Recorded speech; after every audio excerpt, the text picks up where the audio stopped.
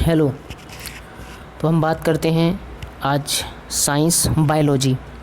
शुक्राणु एवं अंडाणु का निर्माण होता है तो माइटोसिस के द्वारा, मियोसिस द्वारा, एमाइटोसिस द्वारा या सभी के द्वारा। तो किसके द्वारा होता है शुक्राणु एवं अंडाणु का निर्माण? तो ये होता है आपका मियोसिस के द्वारा। किसके द्वारा? मियोसिस के द्वारा।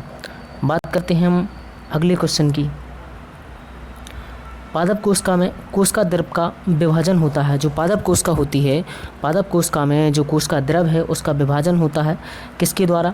संकुचन द्वारा, कोशिका प्लेट के द्वारा या दोनों के द्वारा या इनमें से कोई नहीं। तो जो पादप कोशिका में कोशिका द्रव का विभाजन होता है वो होता है कोशिका प्लेट के द्वारा। बात करेंगे हम अब अगले क्वेश्चन की। किस अवस्था में डीएनए का संश्लेषण होता है? किस अवस्था में डीएनए का संश्लेषण होता है? G phase, G2 phase, S phase या सभी? तो इसका आंसर हो जाएगा एस फेज। मतलब कि एस फेज में डीएनए अवस्था का जो है, एस फेज में डीएनए का संश्लेषण होता है। अगले क्वेश्चन की बात करेंगे। कौन सी अवस्था सबसे छोटी अवस्था है? कौन सी अवस्था सबसे छोटी अवस्था है? कौन सी अवस्था सबसे छोटी अवस्था है? Prophase, metaphase, anaphase, telophase. तो सबसे छोटी अवस्था है जो वो हो जाएगी मेटाफेज। अगले क्वेश्चन की बात करेंगे हम। किस अवस्था में सेंट्रोसोम विभाजित होता है? किस अवस्था में सेंट्रोसोम विभाजित होता है? Prophase, metaphase, anaphase, telophase. तो ये जो विभाजित होता है ये होता है आपका एनाफेज में। अगला क्वेश्चन देखते हैं। अर्धसूत्री विभाजन होता है। अर्धसूत्री विभाजन होता है कायिक कोशिकाओं में, जनन कोशिकाओं में, दोनों में या कोई नहीं। तो जो अर्धसूत्री विभाजन है हमारे शरीर का वो होता है जनन कोशिकाओं में। किसमें? जनन कोशिकाओं में। अगले प्रश्न की बात करते हैं। तो क्रॉसिंग ओवर होता है, क्रॉसिंग ओवर होता है माइक्रोसिस्टम में, मियोसिस में, एमाइटोसिस में या सभी में। जो क्रॉसिंग ओवर है वो आपका होता है मियोसिस में। किस में होता है? मियोसिस में। अगले क्वेश्चन की बात करेंगे। विभाजन की किस अवस्था में केंद्रक झिल्ली गायब हो जाती है? विभाजन की किस अवस्था में केंद्रक झिल्ली गायब हो जाती है? मेटाफेज, एनाफेज या टीलोफेज? तो जो केंद्रक झिल्ली गायब हो जाती है वो मेटाफेज में गायब हो जाती है। अगला क्वेश्चन की हम बात करेंगे। मानव में जो पित्त का स्राव होता है वो कहाँ से होता है? अग्नाशय में, छोटी आंत में, ग्रासनली में या यकृत में? तो इसका आंसर हो जाएगा यकृत में। अगला क्वेश्चन देखेंगे। बाइल का स्राव होता है, बाइल का जो स्राव है वो कहाँ से होता है? अमाशय से, जिगर से, बड़ी आंत से या पित्ताशय से? तो बाइल का स्राव भी जिगर से होता है।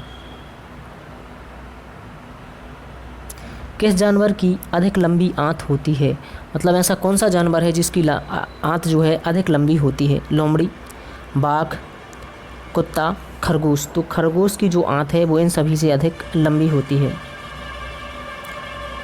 अगला क्वेश्चन देखेंगे। दांतों की सड़न शुरू हो जाती है जब मुंह का पीएच ... से कम हो जाता है। मतलब ऐसा कौन सा वो पैमाना है जिससे अगर कम पीएच हो जाए तो दांतों में सड़न शुरू हो जाती है? तो वो पैमाना हो जाएगा आपका 5.5। यदि मुंह का पीएच 5.5 से कम हो जाता है तो दांतों में सड़न शुरू हो जाती है। अगला क्वेश्चन देखेंगे। सर्वाधिक नहीं, यहाँ पर सर्वाधिक नहीं है, यहाँ पर जो है सर्वाधिक नहीं है, यहाँ पर है स्वाद। स्वाद का पता लगाने के लिए अभिग्राहक को क्या कहते हैं? तो रसवेदी अभिग्राहक। क्या कहते हैं? रसवेदी अभिग्राहक। अगला क्वेश्चन देखते हैं। मानव शरीर का सबसे बड़ा आंतरिक अंग कौन सा है? यकृत, हृदय, अग्नाशय, गुर्दा? तो मानव शरीर का जो सबसे बड़ा आंतरिक अंग है वो आपका यकृत हो जाएगा। केला किस विटामिन का स्रोत है? केला किस विटामिन का स्रोत है? तो आपका केला जो हो जाएगा वो विटामिन बी का स्रोत है। प्रोटीन की कमी से कौन सी बीमारी होती है? क्वाशियोरकर, रिकेट्स, बेरी या फिर स्कर्वी? तो प्रोटीन की कमी से क्वाशियोरकर होती है, विटामिन डी की कमी से रिकेट्स और विटामिन सी की कमी से स्कर्वी होती है। अगला क्वेश्चन देखेंगे, रक्त स्कंदन के लिए आवश्यक विटामिन कौन सी है? रक्त का स्कंदन जो होता है उसके लिए आवश्यक विटामिन कौन सी है? तो रक्त स्कंदन के लिए जो आवश्यक विटामिन है वो विटामिन सी है। अगला प्रश्न देखते हैं, रिकेट्स बीमारी किसकी कमी से होती है? रिकेट्स बीमारी किसकी कमी से होती है? Vitamin A, vitamin B, vitamin C या फिर विटामिन डी? तो रिकेट्स जो है वो विटामिन डी की कमी से होती है। दांत का एनामल किससे बना होता है? जो दांत का एनामल है वो किससे बना होता है? Calcium chloride, calcium sulphate, calcium carbonate या फिर कैल्शियम फास्फेट? तो जो दांत का एनामल है वो कैल्शियम फास्फेट से बना होता है। अगला क्वेश्चन की बात करेंगे, भोजन से प्राप्त ऊर्जा को हम कैसे मापते हैं? कैलोरी में, केल्विन में, फैट में या वाटसन में? तो किस में मापते हैं? कैलोरी में। अगला क्वेश्चन देखते हैं, किस में होमोडोंट दांत पाए जाते हैं?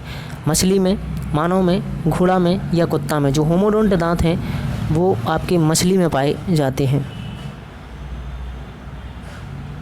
डियोडेनम किसका भाग है? छोटी आंत, बड़ी आंत, पेट या फिर सिर? तो जो डियोडेनम है वो छोटी आंत का एक भाग है। अगर आपको वीडियो अच्छी लगी हो तो लाइक, शेयर, सब्सक्राइब ज़रूर करें और कमेंट करके ज़रूर हमें बताएं कि किस तरीके से रेफरेंस रहा। थैंक यू, धन्यवाद।